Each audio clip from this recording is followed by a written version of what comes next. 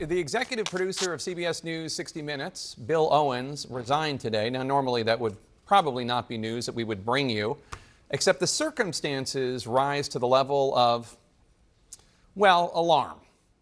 Owens said in a letter to his staff that, quote, over the past months, it has become clear that I would not be allowed to run the show as I have always run it, to make independent decisions based on what was right for 60 Minutes, right for the audience, unquote. And the context here is key, because President Trump has been suing CBS News and its parent company, Paramount Global, for $20 billion for what the president calls, quote, unlawful and illegal behavior, unquote, though his accusations, according to legal experts, do not withstand scrutiny. This is what happened. Last fall, 60 Minutes interviewed Vice President Harris. President Trump declined the show's offer to sit down with them for an interview. During the Harris interview, 60 Minutes correspondent Bill Whitaker asked the then sitting vice president why Israeli Prime Minister Benjamin Netanyahu was not apparently listening to the Biden administration. Now, a preview of her answer ran in a preview clip on CBS's Face the Nation on Sunday morning. The work that we have done has resulted in a number of movements in that region by Israel that were very much prompted by or a result of many things, including our advocacy for what needs to happen in the region. The next day, however, 60 Minutes ran this answer when it ran the actual edited interview.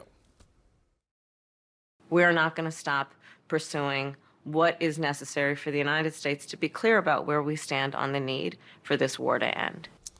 Now, CBS News explained the discrepancy, saying that they merely ran two different parts from the same longer answer, and under pressure they revealed their transcript, and that is indeed what they did, as frankly happens all the time, including with President Trump's taped interviews. For instance, just for instance, in June of 2024, this ran on Fox.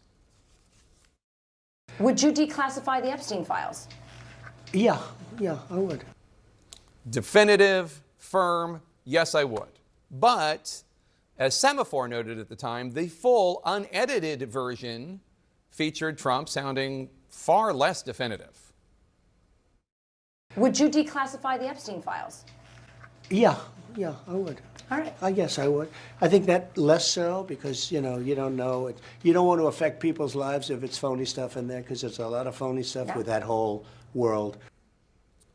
The president alleges that editing the 60 Minutes interview and running two different answers to the same question helped Vice President Harris and amounted to electoral fraud.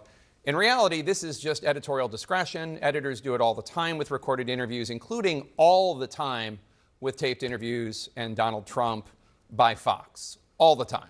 And legal experts, left, right, and center, say that this lawsuit in a court would certainly fail spectacularly. But, Paramount Global, which owns CBS News, is currently trying to merge with Skydance Media. And in order to do so, they need the approval of the Trump administration, specifically the FCC. And under the FCC's brand new Trump-supporting commissioner, Brendan Carr, it has been suggested that Trump's news distortion allegations against 60 Minutes will be considered by the FCC before any merger is approved. Now, Shari Redstone is the majority owner of Paramount, and she stands to make a fortune if this multi-billion-dollar deal, this merger, goes through. And it seems as if Shari Redstone is likely to bend the knee to Trump and settle this allegedly frivolous lawsuit. Now, Bill Owens, until today the head of 60 Minutes, rightly believes that 60 Minutes has nothing to apologize for. And that's what's going on. That's the context. One 60 Minutes source tells me, quote, the lawsuit was baseless. He wouldn't apologize, meaning Bill. Bill Owens wouldn't bend. He fought for the broadcast and for independent journalism, and that cost him his job. It's shameful, unquote. A second 60 Minutes source tells me, quote, Bill has widespread support at 60. He's dedicated his life to CBS and the broadcast, and this was his last act of dedication to it. It's like a guy who has been battling for months against an attack, unable to defend the broadcast from inappropriate corporate influence. He pulls the pin from his last grenade. He sacrificed himself, hoping it might make our corporate overlords wake up and realize they risk destroying what makes 60 Minutes great. It seems clear now, in a quest to sell the company, Shari Redstone and others will bow to presidential pressure. 60 Minutes is one of the crown jewels of American broadcast journalism, and they have no problem crushing it in their race to make a deal and make themselves richer, unquote. Shari Redstone had no comment when we reached out. President Trump, of course, has been trying to kneecap anyone providing oversight over his administration. He literally started his administration by firing a whole bunch of inspectors general. He is currently ignoring judges and courts. He and his MAGA forces intimidate the legislative branch from uttering even a peep of criticism. They're going after law firms. They're going after universities. And this war against the Fourth Estate journalists is of this piece. Owens is not without his critics, of course, but this is not about one man or even about one show. It's about an attempt to be rid of criticism. The Pentagon has taken the offices of CNN and NBC and the New York Times and Politico and reassigned them to outlets that provide more flattering coverage, like Breitbart. The White House is doing the same with wire services, its war against the Associated Press, and bringing in folks like this one from last Friday. Photos have emerged of Senator Van Hollen sipping what appears to be margaritas with Abrego Garcia down in El Salvador. Do you encourage other Democrats to fly down to El Salvador to meet with this illegal alien who's an accused wife beater? I like this guy. See, now this is the kind of a reporter we like. There aren't enough of them. That person, of course, that was asking that question was asking about a lie. Senator Chris Van Hollen says that those margaritas were never touched. They were set up on the table by somebody working for the president of El Salvador to make a joke of this senator's meeting. Those margarita glasses were propaganda, and that's what that person asked about. And of course, that's the kind of reporter that the president likes, because that question was not the question of a reporter. And that is the context of Shari Redstone's likely bending of the knee. Hope the money's worth it, Shari.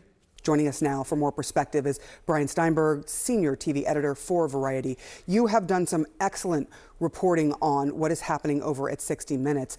And I'm curious what you make of some of the reporting you talked about, where Bill Owens said that he would not be allowed to run the show as he has always run it or make independent decisions based on what was right for 60 Minutes. He is not mincing words.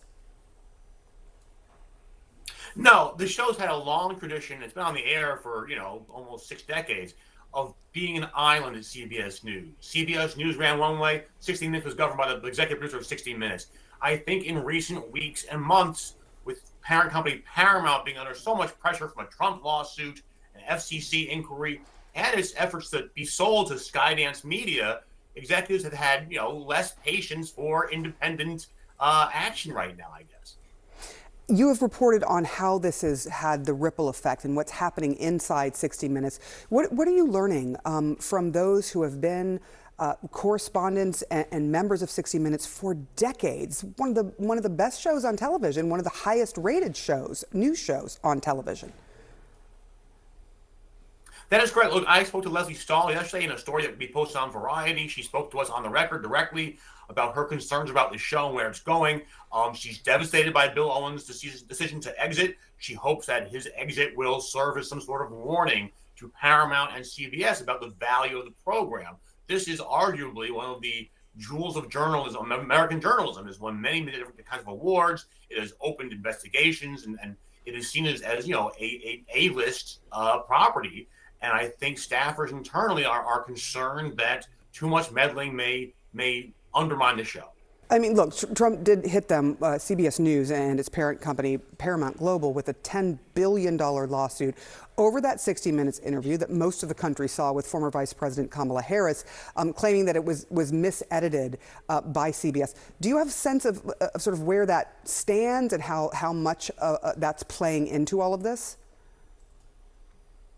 Well, there's a sense they've hired a mediator. The two sides have not been able to come to any kind of terms in court. CBS has tried to have it thrown out of court. It's been filed down in Texas, and they're trying to maybe change venues or have it thrown out. That hasn't budged the matter so far. So I do think that there's kind of a clash of wills going on. At the same time, Paramount as a corporation, like most media companies, is under more pressure than ever in the streaming era. Economics are not as easy as they once were. I think they've been eager to get this deal done with Skydance, who has pledged to buy them, and Shari Redstone, who's got personal fortune at stake, may have different pressures on her than the people at 60 Minutes do. Yeah, and look, 60 Minutes is still seen as the standard bearer, the big J journalism that people really enjoy on Sundays. Brian Steinberg, thank you so much. Thank you for your great reporting and for coming on the show this morning.